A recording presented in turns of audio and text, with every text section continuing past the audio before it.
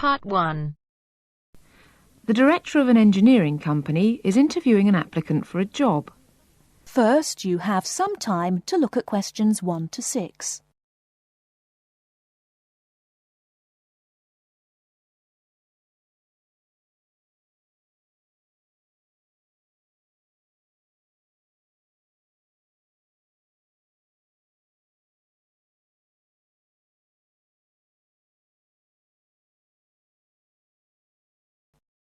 Now we shall begin. You should answer the questions as you listen, because you will not hear the recording a second time. Listen carefully and answer questions 1 to 6. Good morning. It's Mr. Robinson, isn't it? Have a seat. Stephen Robinson. Yes. Is that S-T-E-V-E-N or P-H? It's V. OK. I've got your letter of application, but I need a few more details for the file. Now, you're from Manchester. What exactly is the address?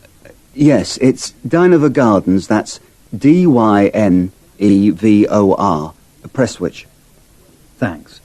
And telephone? Well, it isn't mine, it's the landlord's, but I can be contacted. It's 483-250. Uh-huh. The landlord lives in, does he? Well, he has the flat downstairs, and he's a friend of the family anyway. I see. OK. According to your letter, I imagine you were born in, let me see, 1960? 61. Right. And the date? 12th of July. Thank you. And I believe you're married. No, I'm getting married, but not for a few months. Oh, sorry. Well, I mean, congratulations. Is it going to be in Manchester? Well, no, actually. My fiancée's from Wales, so we're getting married in her home village, near Bangor. Oh, how nice. Now, as you know, when you apply for a post with Williams Engineering, we need to find out a few things about both your academic background and more recent work experience, the latter being especially important in respect of this rather specialised position in the area of water management. First of all, A-levels. Yes, I've got 3. Geography, maths and physics. Geography, maths and physics. OK. Before you hear the rest of the conversation, you have some time to look at questions 7 to 10.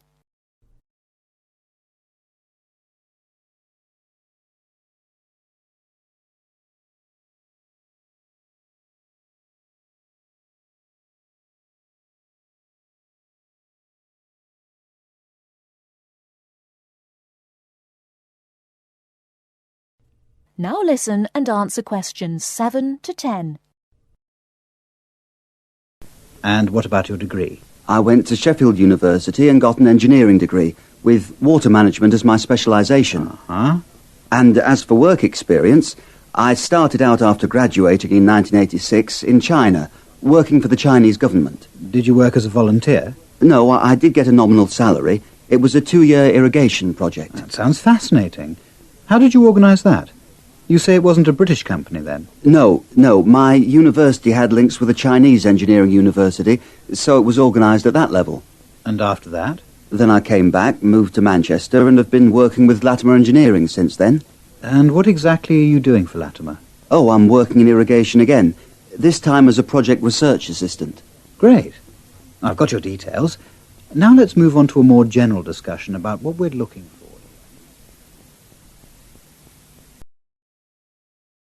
That is the end of Part 1. You now have half a minute to check your answers.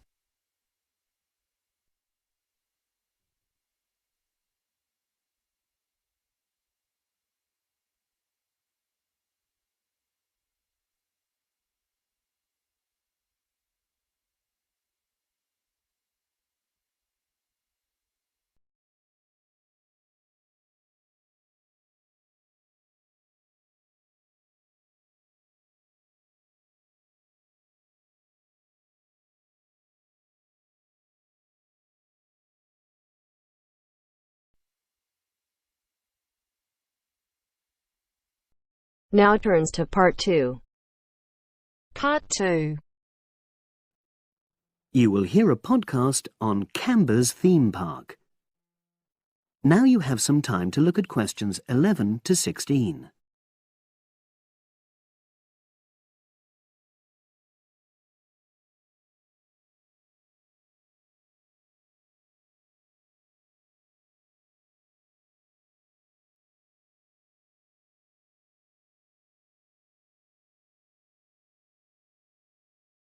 Now listen and answer questions 11 to 16. Welcome to Canberra's Park podcast. In the next few minutes, I'll tell you a little about the park and the amazing things we have to offer. We like to think that Canberra's offers more than other theme parks. Like them, we have a variety of exciting rides for people of all ages, but Canberra's also places strong emphasis on the educational experience for its visitors. Not boring facts, but lots of interactive exhibits. Although it's mainly an outdoor experience, we do have some indoor activities if the weather gets too dreadful. The park's got a lovely, well-established feel, set in 80 acres of beautiful countryside, about 3 miles south of the tourist resort of Dulchester.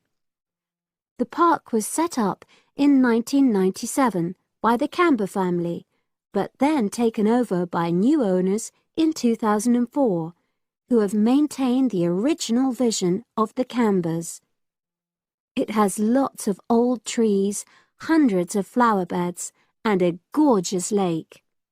Canberra's has over 45 different rides, exhibits, and arcades. All but one of these is free once you've paid your entrance fee. We charge a small fee for our newest ride to reduce the length of the queues. You don't pay anything for parking. A family ticket for a family of 4 works out at about £8 per person, which is amazing value. Full details of current prices are shown on our website, along with full details of rides, etc., and directions for getting to us. We also have a number of special offers. For example, if you live locally, why not join our Adventurers Club, which entitles you to 50% off ticket prices all year round, and a special lane for all rides and exhibits, which means you don't have to wait to get into any part of the park. See the Offers tab on the website. We've recently added a number of new exhibits to the park, and we're particularly proud of our Future Farm Zone, which houses over 20 different species of animals, from chipmunks to dairy cows. The emphasis is on getting near to the animals. All of them can be petted, and you can buy food for feeding the animals. Many of our younger visitors say that this is the high point of their visit. And speaking of food, don't let the animals have all the fun. We have a total of 7 different catering outlets on the site. We're open 10 to 5:30 all year round, and cold drinks and snacks can be bought at any time during opening hours. And hot food is available most of the day in the Hungry Horse Cafe from 11 until 5, just half an hour before closing time. Now you have some time to look at questions 17 to 20.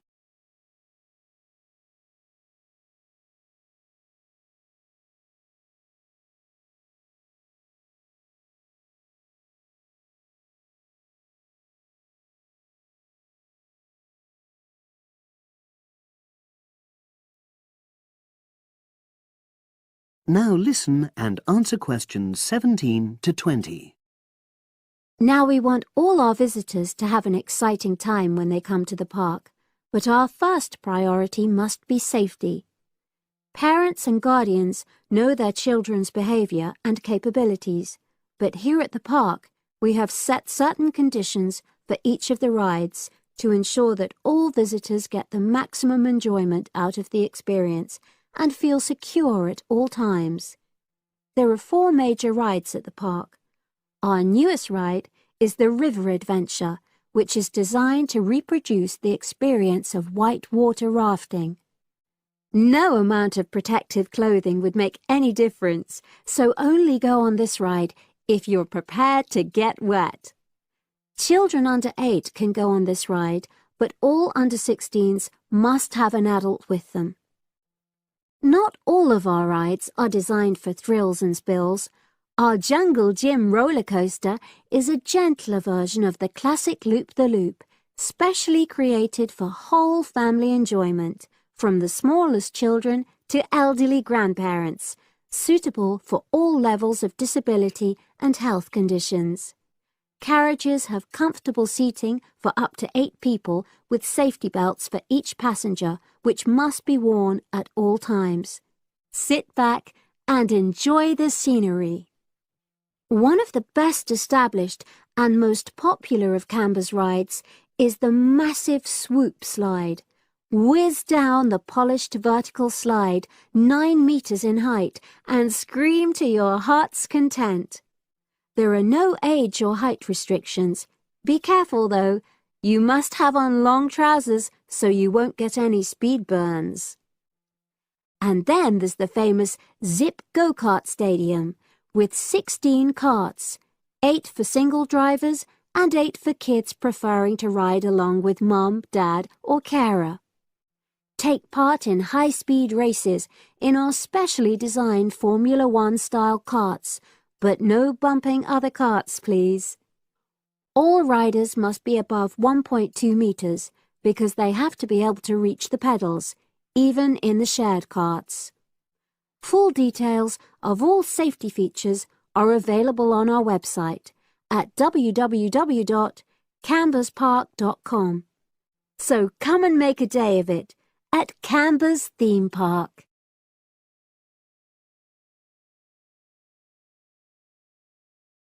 That is the end of part 2. You now have half a minute to check your answers.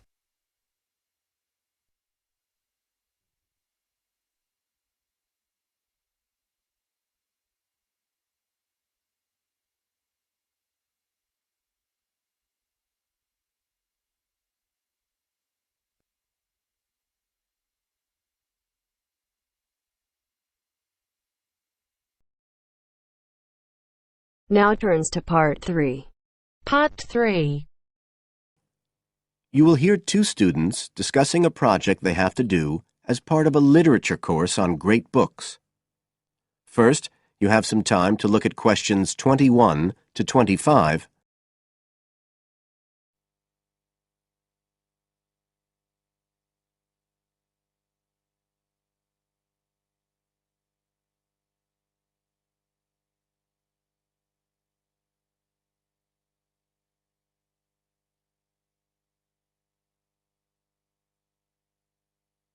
Now listen carefully and answer questions 21 to 25.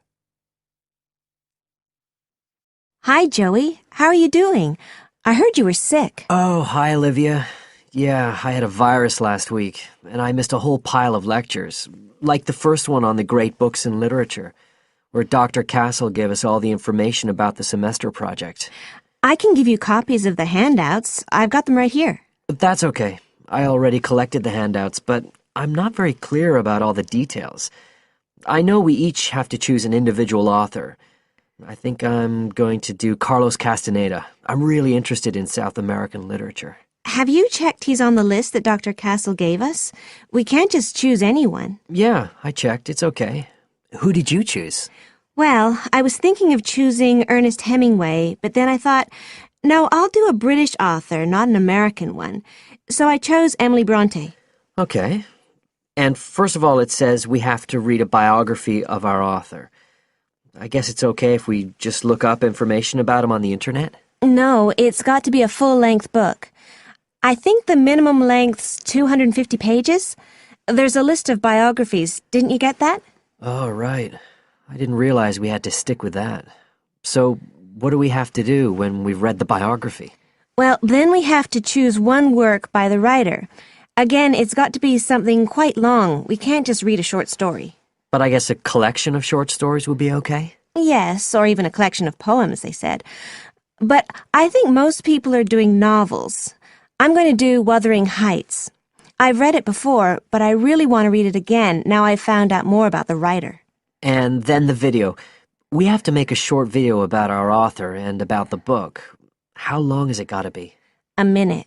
What? Like 60 seconds? We got to give all the important information about their life and the book we choose? Well, you can't do everything. I wrote it down somewhere. Yes, Dr. Castle said we had to find or write a short passage that helps to explain the author's passion for writing, why they're a writer. So we can back this up with reference to important events in the writer's life, if they're relevant. But it's up to us, really. The video's meant to portray the essence of the writer's life and the piece of writing we choose. So when we read the biography, we have to think about what kind of person our writer is. Yes, and the historical context and so on. So for my writer, Emily Bronte, the biography gave a really strong impression of the place where she lived and the countryside around. Right. I'm beginning to get the idea.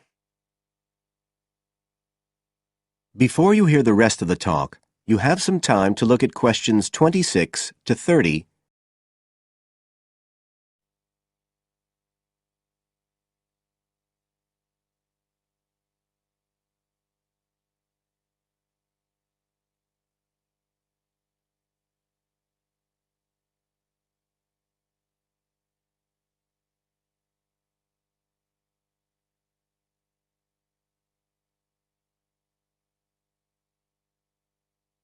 Now listen and answer questions 26 to 30.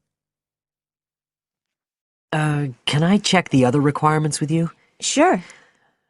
The handout said after we'd read the biography, we had to read the work we'd chosen by our author and choose a passage that's typical in some way, that typifies the author's interests and style. Yes, but at the same time, it has to relate to the biographical extract you choose. There's got to be some sort of theme linking them. Okay, I'm with you. And then you have to think about the video. So are we meant to dramatize the scene we choose? I guess we could, but there's not a lot of time for that.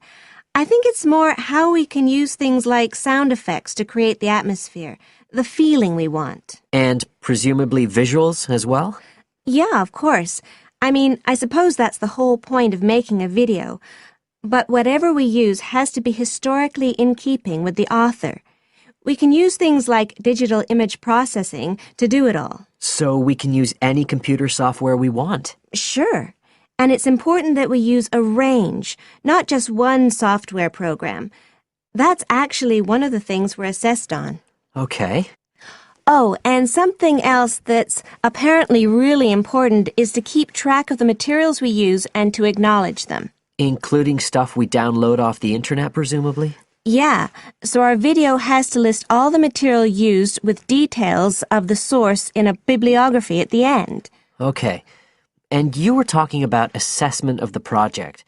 Did they give us the criteria? I couldn't find anything on the handout. Sure.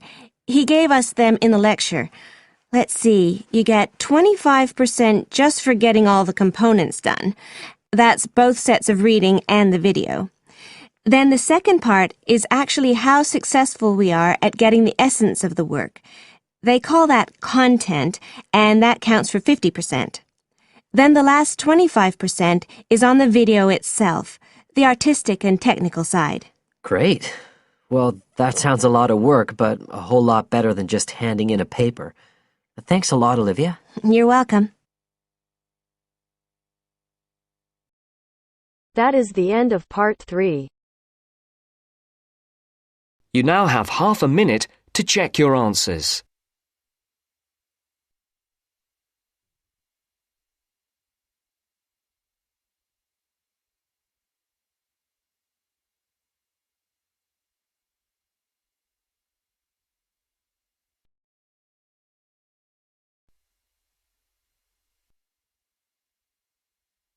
Now turns to part 4. Part 4.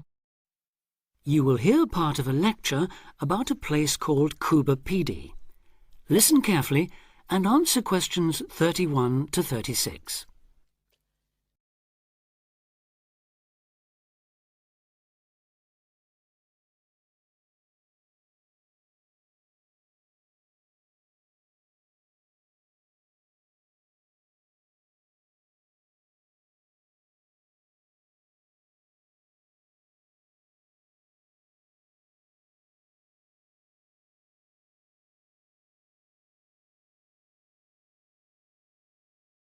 Listen carefully and answer questions 31 to 36. Good afternoon. Today, we're continuing this series of talks on the development of the Australian outback with a look at Coober Pedy, the desert town of opal mines and underground living, which lies 860 kilometres north of Adelaide and 690 south of Alice Springs. The inaccessibility, harsh climate and almost total lack of water made it a highly unlikely place for human habitation. But that all started to change in 1915 with the discovery there of opals, the precious stones which seem to change colour according to their surroundings. Settlements were established following the First World War, when soldiers returning from the trenches of France brought with them the techniques of living below ground in dugouts. The depression of the 1920s and 30s led to many prospectors leaving, but the town boomed again in the late 1940s, when shallow new opal fields were discovered, and immigrants from Europe arrived in large numbers after the Second World War. It must be remembered, though, just how hostile conditions were. Daytime summer temperatures reached well over 50 degrees centigrade, winter nights were bitterly cold, and dense dust storms regularly blanketed the town. To cope with this, more and more people began living in disused mines and purpose-built subterranean houses, where the temperature remains at a comfortable 25 degrees all year round, so that eventually around 70% of the town's inhabitants had made their homes beneath the surface. This led to the construction of hotels and even churches below ground, as well as an entire underground shopping centre, the only one in the world.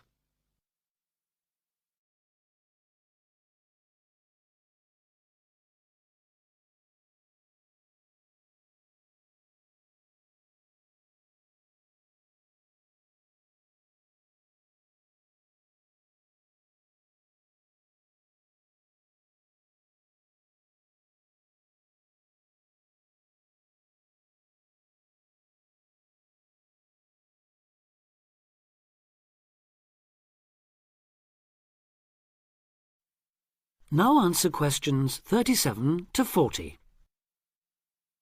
Perhaps not surprisingly, this has now led to the emergence of a secondary industry, tourism. Increasing numbers of visitors come to see the tunnels and the caves with their ventilation shafts, the weird machines lying about in the town, and, just beyond it in the scorched red desert, the conical hills thrown up by the world's biggest opal mines. It's a logical stopping place for travellers too. The nearest town to Coober Pedy is Woomera, in the prohibited area once used for launching space rockets. But even that is an enormous distance away. Within the town itself, there are plenty of hotel rooms and a number of ethnic restaurants.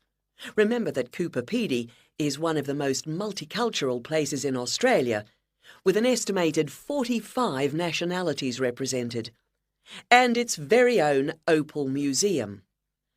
A short distance from town, there's a section of the enormous barrier that runs thousands of kilometres across the country, the dingo fence, which is meant to keep these predatory wild dogs out of the sheep farming areas. Another attraction just outside town are the sets of various films made there, including Mad Max 3, as well as The Red Planet and Until the End of the World, names that reflect the harshness of the terrain and temperatures there. The name Coober Pedy, incidentally, comes from an Aboriginal expression meaning white man's hole in the ground. Next, I'd like to go on to talk about Broken Hill, another mining town, but one that...